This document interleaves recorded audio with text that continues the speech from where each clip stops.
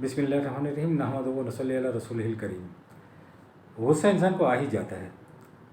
गुस्से के अंदर इंसान बेबाक भी हो जाता है और इस पर जज्बात गालिब आ जाते हैं। अक्सर ऐसा होता है कि उसकी सोचने और समझने की सलाहियतें महदूद होकर रह जाती हैं।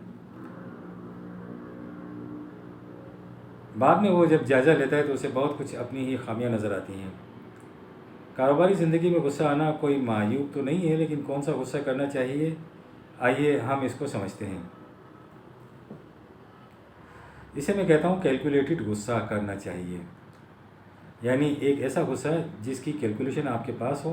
जैसे एक अदाकार स्क्रिप्ट पर लिखे हुए गुस्से को अपने ऊपर तारी करके गुस्सा करता है और वो बाकायदा गुस्से में होता नहीं है। जब आप कारोबार की फ़ज़ा में सांस ले रहे हों, अपने लहजे, अल्फाज का चुनाव और जो बात आप करना चाह रहे हों उसके उतार और चढ़ाव का ख़ास लिहाज रखना चाहिए।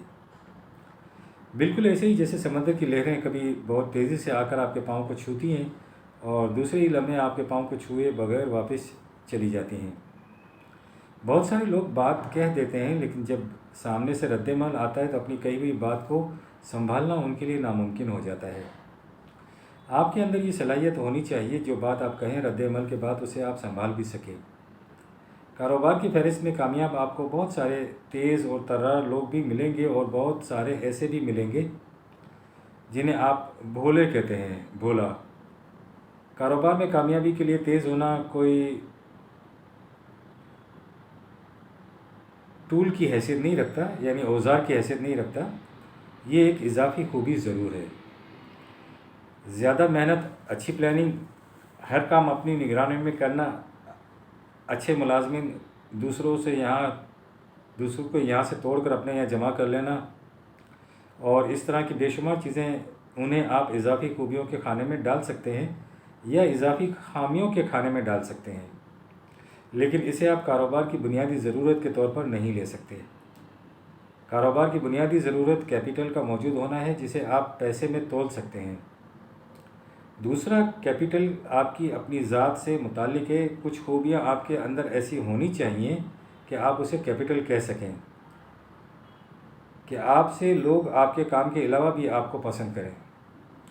मिसाल के तौर पर आप स्मार्ट हों, या आपका लबो लहजा बड़ा खूबसूरत हो, या आप बातें करना बहुत अच्छी जानते हों, यानी कुछ ऐसी बातें हों कि कुछ देर आपके साथ खड़ा रहने वाला आपका कारोबारी कुलीग रिलैक्स महसूस करे। अपने कारोबारी कुलीग से बात शुरू करें या अख्तिताम करें, दोनों मौक़ों पर बात ऐसी होनी चाहिए जिससे इसे महसूस हो कि ये काम से कोई अलग बात है, और दरमियान में हल्के फुल्के अंदाज में काम की बात या अपने मफाद की बात या अपने फ़ायदे की बात आप कह सकते हैं, कह दें, और फिर इस पर ज़ोर देते रहें, लेकिन गाहे बगाहे। सबसे ज़्यादा आपको तवज्जो अपने लहजे के उतार चढ़ाव पर देनी होगी।